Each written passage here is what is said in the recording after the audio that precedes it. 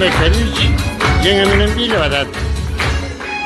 Bugünkü birincinde duvara oturduğun ayağı. Her durup olsun biri var.